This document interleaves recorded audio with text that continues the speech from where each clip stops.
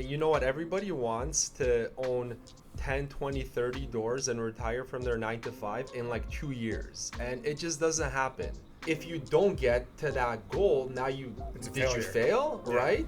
No, like there's so many things you could do in terms of raising your first 100 grand in private money, attracting your first passive joint venture partner, building a brand on social media, starting a YouTube channel.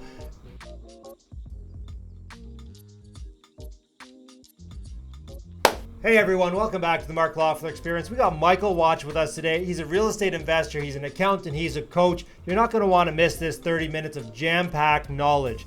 Stay tuned. Michal Wach, welcome. Thanks for having me here, man. Excited to finally make it out to Oakville for this. Yeah. Thanks. You made the long drive in from Niagara Falls. Hamilton, actually. Oh, you're in the Hammer now. Portfolio's in Niagara region, but we live in Hamilton. Amazing. Well, have you gone to my great restaurants in Hamilton? Do I have to answer that question? So that's a no. Have you come to our great meetup in Hamilton? It's on the checklist of things to do in the city of Hamilton. So that's a no as well. That's it. This isn't starting out well. All right, so let's talk about what you have been doing. How long have you been investing in real estate? About 15 years, yeah. We actually bought our first one, single family home in Hamilton on the mountain back then. I think it was 280 grand. Started out with some single family homes, moved into duplexes, triplexes, fiveplex, a cottage, and that's kind of where we are right now. Yeah, that's the portfolio. And you own, what, 30-ish stores? Yeah, that's where we're above. Pretty much all long-term rentals. We have the cottage, I'd say kind of entry-level luxury up north that we rent out. That's the one short-term rental. I've thought about moving some to mid-term or short-term, but there hasn't really been a reason so far. We like boring real estate, so... Okay, so 15 years you've been investing. You have 30 doors plus the cottage. So have you sold anything ever? Yeah, we've traded a couple, right? Okay. We had 3 or 4 singles to start off with, and it was slow to start. Like our second one we bought 7 years after the first one. The third one was like a decade. So a lot of it has really happened in the last 5-6 years, right? But there's a couple of singles that we traded up, used the proceeds to buy a duplex, triplex conversion, eventually the cottage. Obviously, let's take a minute and just backtrack on that. So your first one you bought 15 years ago. The second one you bought 8 years ago. The third one you bought 5 years ago. Yeah. And now you have 30 doors. Yeah. Right? So I just want everyone who's listening to this and I get this all the time, like they want to get out and get to 30 doors immediately. So what's your advice you give to them? You know what? Everybody wants to own 10, 20, 30 doors and retire from their 9 to 5 in like 2 years. And it just doesn't happen, right? It doesn't happen with long-term passive real estate. So I hate to break the kind of truth there, but that is a fact, right? What we did was slow and steady. I never wanted to be slow, steady, and patient. Yeah, I want to get rich for sure, slowly, right? That's the formula. But when I started in this game, that first one, like we didn't want to be investors. We were just landlords. We wanted one property where a tenant would pay it off in 25, 30 years. Same thing with the second one. And so if you're asking me about advice, what changed on the third one, which was our first conversion, was we started working with a investor focused realtor. And the guy in that case was amazing. He owned like a bunch of his own units. He had done renos. He had done conversion projects. He had a power team that I was able to plug into just by meeting one right person. He had networks and meetups that he was part of. So that's the first thing that you want to do, right? You want to make sure that you're working surrounded by people that have been there, done that have achieved that portfolio or that active business or whatever it is that you are striving to do. For sure. So what did you do before, while you're acquiring those first 3 properties? I'm an accountant by trade, so a CPA, CA. I love taxes. Not many people say that. I enjoy I don't mind taxes. I just don't like paying them. Yeah. Actually, I don't even mind paying them. I just don't feel I get value for my money. You're probably not the only one these days. Yeah. But I do see a lot of investors or just entrepreneurs in general struggling with bookkeeping and taxes. Not only organizing themselves, having the right org structure, but then having people in those seats on the bus that can help them and advise them correctly. But that's my kind of past life. It's still a current part of my life right now because I do provide personal tax services for investors. I talk about it all the time. Right now we have this darn UHT filing. I feel like that's been almost like tax season 2.0 the last month. Well, let's talk about UHT filings then. Oh my God, this is a rabbit hole. So Jake did tell me to bring this up, by the way. Okay, let's do it. So UHT filings, when do they due? Like 6 days from now, 5 days from now? Yeah, so Halloween. Halloween, okay. Yep. So next Tuesday. We're filming on Thursday. So what is this UHT filing? If I had to summarize it 30, 40 seconds or less, it's a filing requirement that's going to allow the CRA, the government, to have more information about who owns all of the properties in Canada and how. We've seen a lot of joint ventures, bare trust agreements, corporations created, invisible partners, where one person's on title, there's an agreement, but they're the ones that are claiming all the income and expenses. The other partners are not. They're trying to unearth all this information. Right now, it's just a filing requirement. I don't know anybody that's had to pay the 1% tax. It's based on the value of the property. Everybody's able to fall under an exemption to get out of paying it, but you do need to report. So what does UHT stand for? Underused housing tax, very misleading name. It has very little to do whether you had tenants in your properties or not. The main piece of data that you need to look at is how you own the property. What's in the Ontario Land Registry or whatever province you own the property in, how do you claim it on your taxes? All the owners caught up in that for each property, in most cases, do need to file a UHT return. So if I own a cottage, do I have to file that? Cottage, there's postal codes that you put in on a CRA website that you do need to file. And so there's a lot of gray area in their guidelines, which is definitely not I'm not happy with their delivery of the program, to be honest. Whoa, you're not happy with how the CRA has rolled something out or the government has rolled. There's a shock. So many cottages I've seen, investors have filed just in case. Okay. Right? But there's an exemption because it's a cottage. They actually provide you that avenue to get out of paying the tax.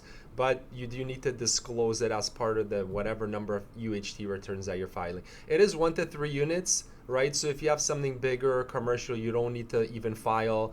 That's why I don't really Yeah, pay so attention if to you're it. doing bigger stuff, but anything 1 to 3 units outside pretty much of your principal residence, not to be taken as accounting or tax advice. I'm not your accountant yet. But it's catching a lot of people off guard, definitely. Yeah. So what's the penalty if they don't get it in by Halloween? If they're too busy trick-or-treating and they, eating the candy, what's the penalty? I think just like some of these vacancy home reporting requirements, which are just starting to come in and people have no idea about them, this is going to catch a lot of people off guard. It's $5,000 if you own the property personally, $10,000 corporation per UHT return that you miss. So if you miss a few, I'm sure that they're going to tack on interest and whatever else. And they're in a lot of debt, our government. I don't know if people know that. A ton. I don't see them waiving any of these fees or penalties. It's so funny because I owned a property in Toronto, which has since been sold, which I talked about on this channel, and some of the trials and tribulations with the selling of that with tenants. And I missed the filing for the Toronto vacant home whatever it was.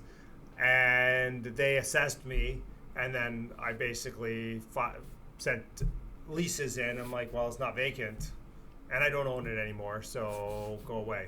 And they're like, okay. And they were very good about it. So, but it brings up a good topic about you really need to be organized as an entrepreneur these days, between bookkeeping, personal taxes, corporate stuff like this, underused housing tax coming out of the blue last year.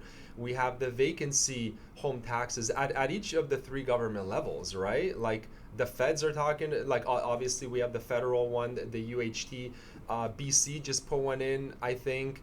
A lot of municipalities are putting them in. Hamilton is starting in 2024. They've already been sending letters out, scaring people like, hey, FYI, it's coming. There's a lot of, paperwork that you need to have somebody on your team to keep track of all of these reporting requirements. For sure. Yeah, you definitely need someone on your team to do that. And, I mean, here's the thing, though, right?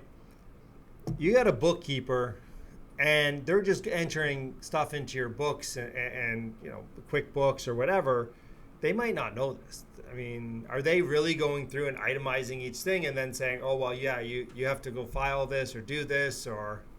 Yeah, you need to have somebody that's capable, first of all, as a bookkeeper for the type of business that you're running.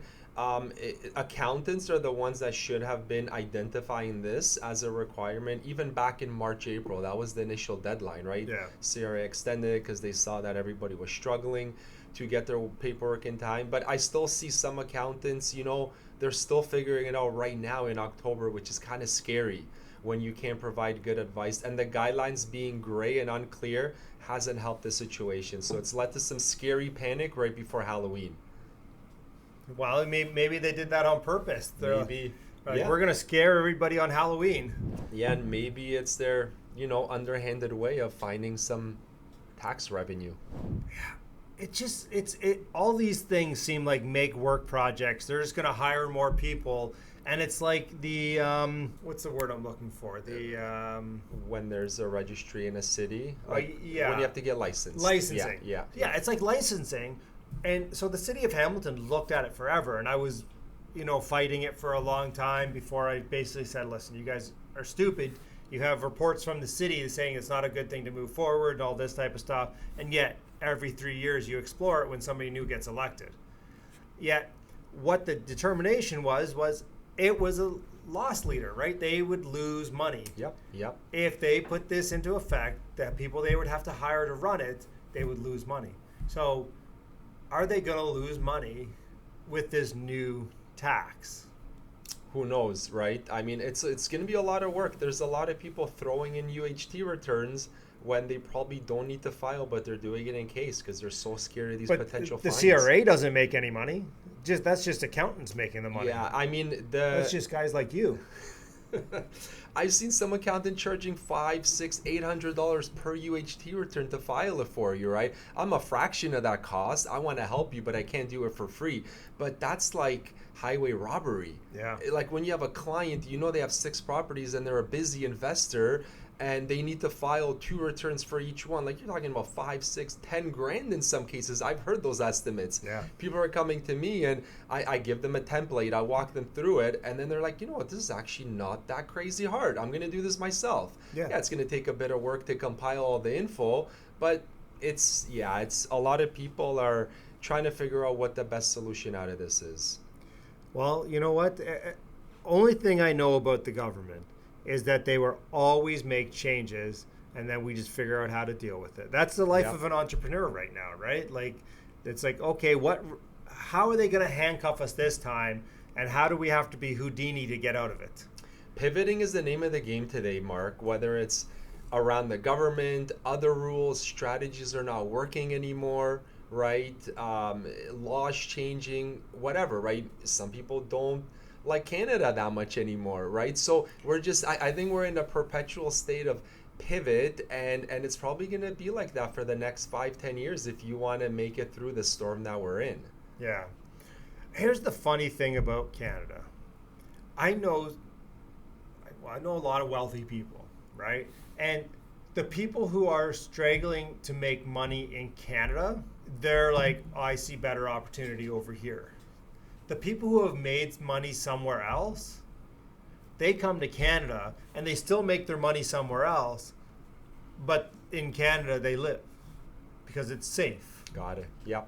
Right? It's safer. Like if you go to the west coast of the U.S. now, like it doesn't look safe to me, right? Like you go to these other places and it's like, they have, like if they're super wealthy, they have to have security. Yeah, I think both of us have pretty good networks of different types of people, different levels of wealth.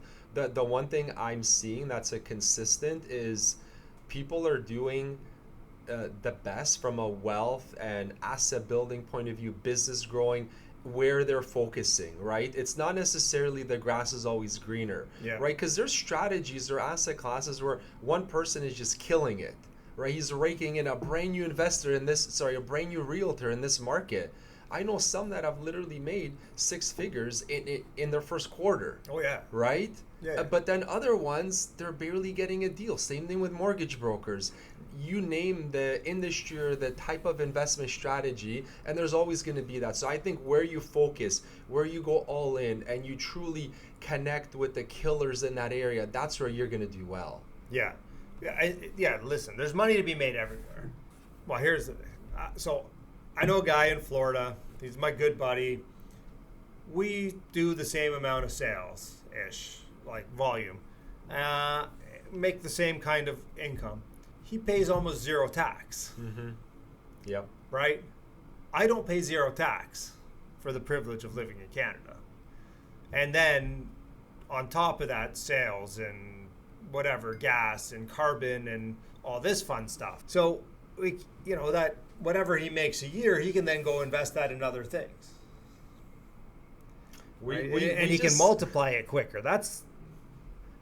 So I think we just love being punished, right? Working twice as hard, but at least we have the weather. Right? Yeah, we have the great weather. At least we have that beautiful, and the beaches and the Muskoka region. Those are positives. They are positives. That's true. That's true for the, for that 1 month window every year. Yeah, we get a good 10 weeks, I would say. We have a nice fall. Yeah, but no, you're right. Like there's always that thought of, should I go elsewhere with this, with the ideas I have, with the team I know I could build. I could do 2, 3 times, 10 times in probably half of the effort. Yeah, I get it. I mean, I'm in Alberta now. I know so many people go into the States to buy multifamily properties right now. I just talked to an investor the other day, and she was looking at Alberta, and she's like, well, I'm in Florida, and I just like the deals there better. I'm like, perfect. Like, that's where you should go then, and definitely. And I said, listen, send me the numbers. I love running numbers on properties. Yep, so I'm like, send me the numbers. I just want to look at them. So I'm still waiting for the numbers. I don't know how they compare. But people always ask me why I'm not investing there. So why are you not investing in the States or elsewhere? Are you still buying in Niagara? What are you looking to buy? So we've kind of gone through multiple, I guess, phases of our portfolio growth. Started with the singles, then to the 2s, the 3s. We have the 5. Really enjoy the hospitality side of the cottage. It's probably our favorite property right now from just a running and experience point of view. And then I kind of step back, right? We're at the unit count that we are. Our cash flow is where it is. I'm enjoying like the coaching that I'm doing, the taxes. And I asked myself the question of what's next. And there was a couple of people in my network that were doing more active types of businesses. And I started hanging out more with them. A couple of them have owned things in the hospitality sector still, like campgrounds, RV parks. And it really got me excited about getting into more of an active business. I still like owning real estate and land. And if I can have active income streams there, selling ice cream, boat slips, seasonal campers, tents. Some of these places are open all year round.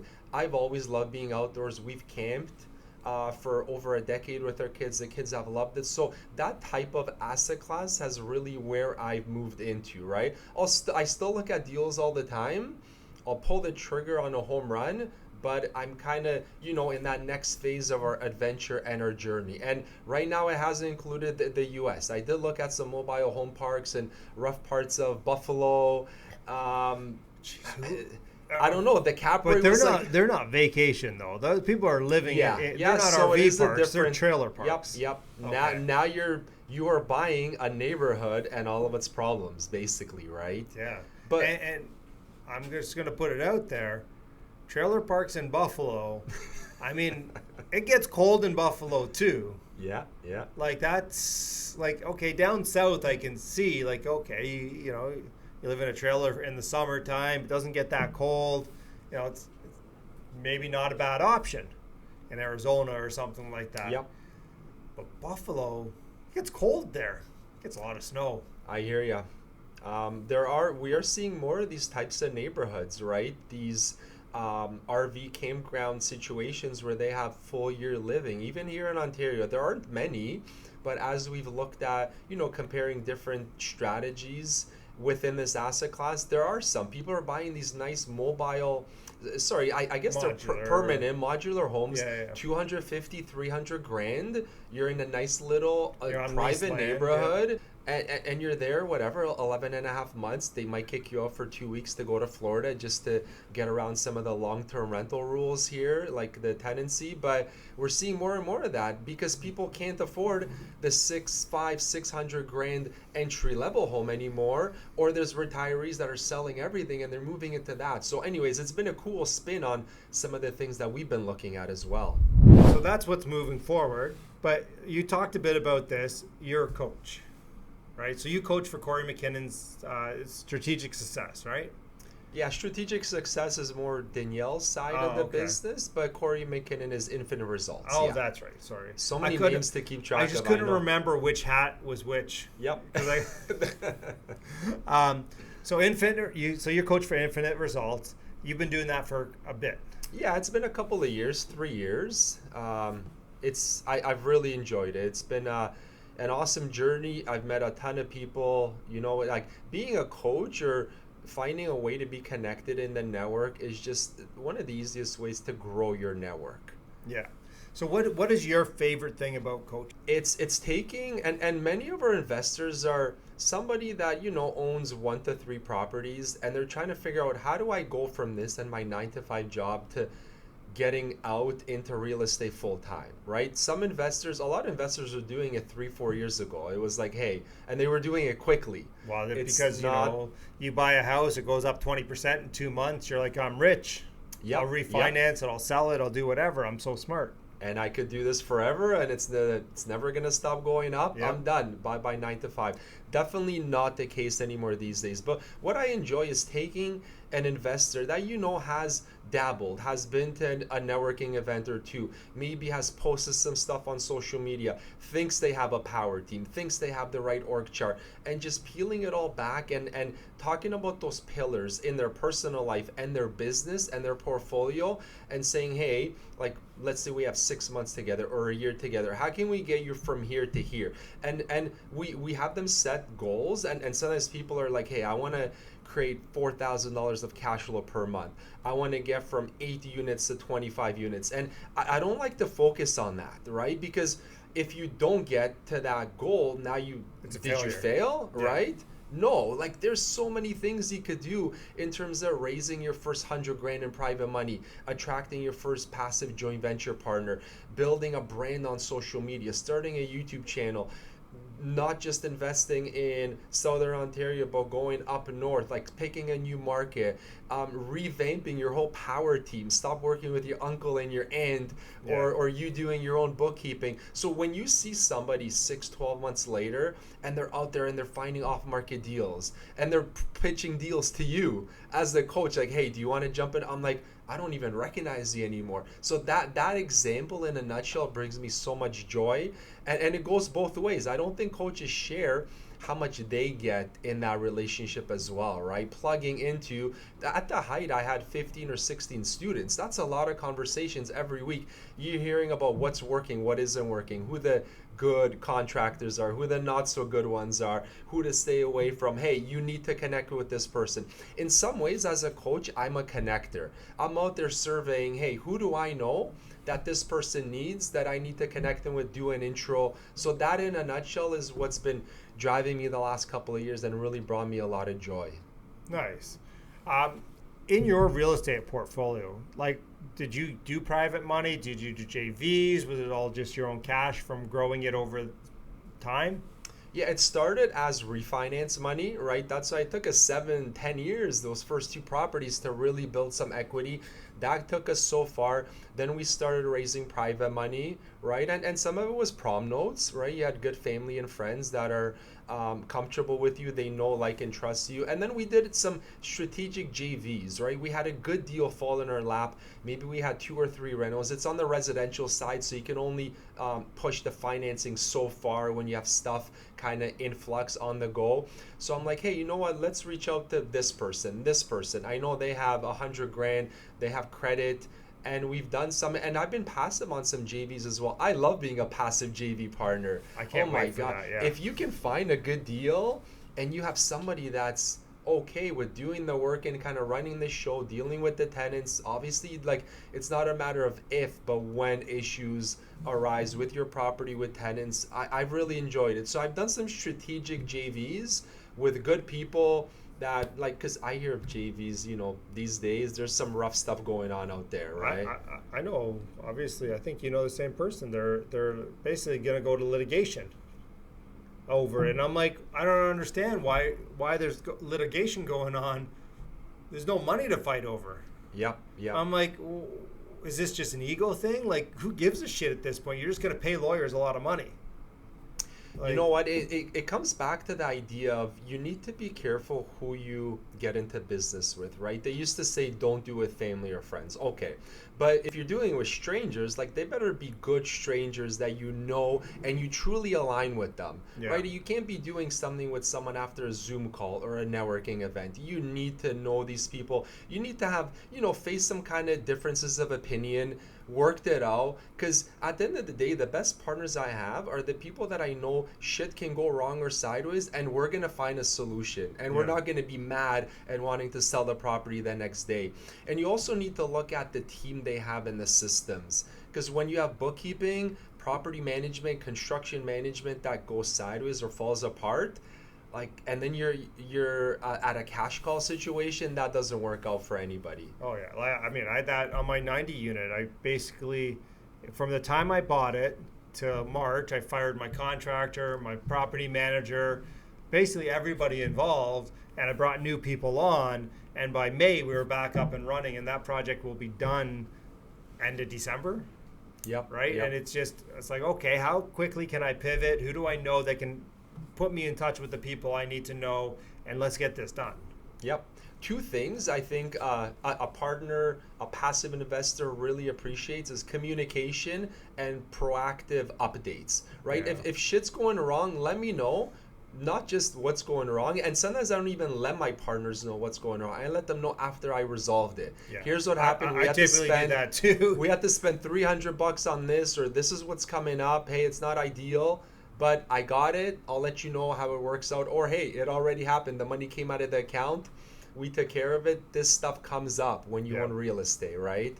I think a lot of people, communication is just maybe not at a level that it could be at, because everybody gets busy, and then you feel like, hey, this partner over here, they're quiet people anyways, they don't need updates, like, or you're too busy trying to grow you are spread too thin. Yeah, for sure.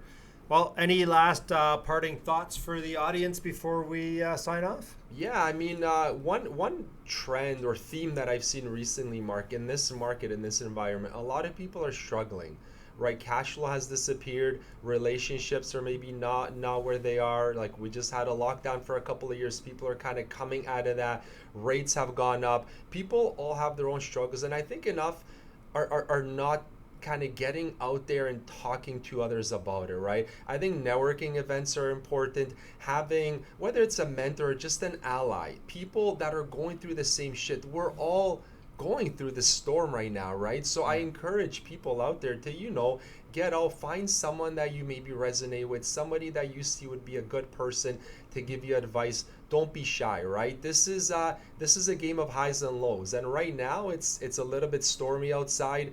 Don't do it alone. Honestly, this is where the opportunities are created, though. Yep. I was talking to somebody the other day, and they're like, well, it's too overpriced. I'm like, well, it's been on the market for 80 days.